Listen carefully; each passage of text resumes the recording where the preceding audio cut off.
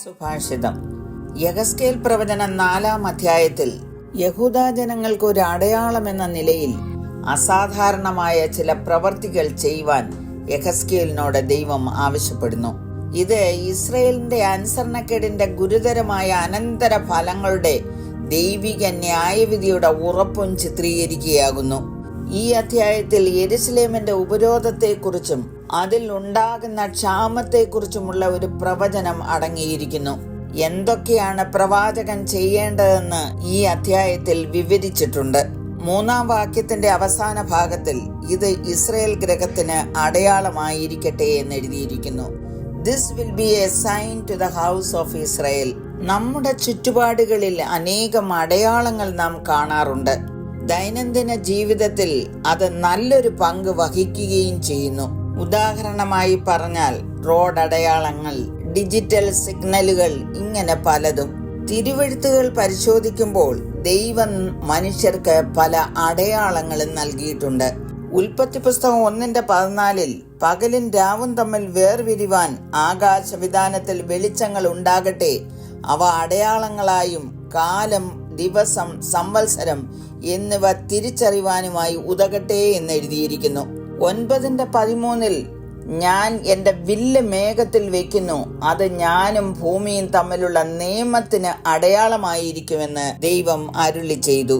ദൈവത്തോട് പാപം ചെയ്ത് ദൈവത്തിൽ നിന്ന് അകന്നുപോയ മനുഷ്യകുലത്തെ ദൈവത്തിലേക്ക് അടുപ്പിക്കുന്നതിന് വേണ്ടി ഒരു രക്ഷകനെ അയക്കുമെന്നുള്ള പ്രവചനം യെശയ്യാ പ്രവാചകനിൽ കൂടെ അടയാളമായി നൽകി.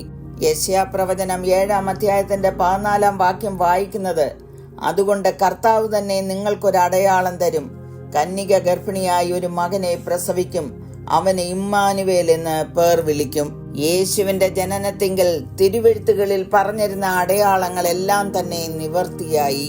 യേശു തന്റെ മരണത്തെയും പുനരുത്ഥാനത്തെയും കുറിച്ചുള്ള അടയാളങ്ങളെക്കുറിച്ചും തന്നിൽ വിശ്വസിക്കുന്നവരെ പിന്തുടരുന്ന അടയാളങ്ങളെക്കുറിച്ചും യേശു കർത്താവിന്റെ 2-ാം വരവിനെ കുറിച്ചുള്ള അടയാളങ്ങളും തിരുവെഴുത്തുകളിൽ രേഖപ്പെടുത്തിയിട്ടുണ്ട്.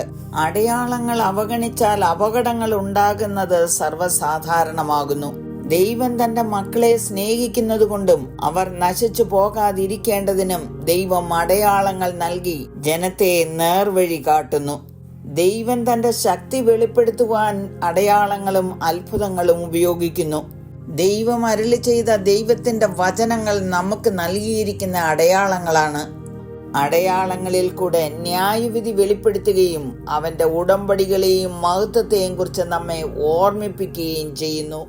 മർക്കോസ് 16:17 പറഞ്ഞിരിക്കുന്നു, വിശ്വസിക്കുന്നവരാൽ ഈ അടയാളങ്ങൾ നടക്കും, എന്റെ നാമത്തിൽ അവർ ഭൂതങ്ങളെ പുറത്താക്കും, പുതുഭാഷകളിൽ സംസാരിക്കും. പാപത്തെക്കുറിച്ചും നീതിയെക്കുറിച്ചും ന്യായവിധിയെക്കുറിച്ചും ബോധം വരുത്തുന്ന പരിശുദ്ധാത്മാവിനെ നമുക്ക് അടയാളമായി ദൈവം തന്നിരിക്കുന്നു.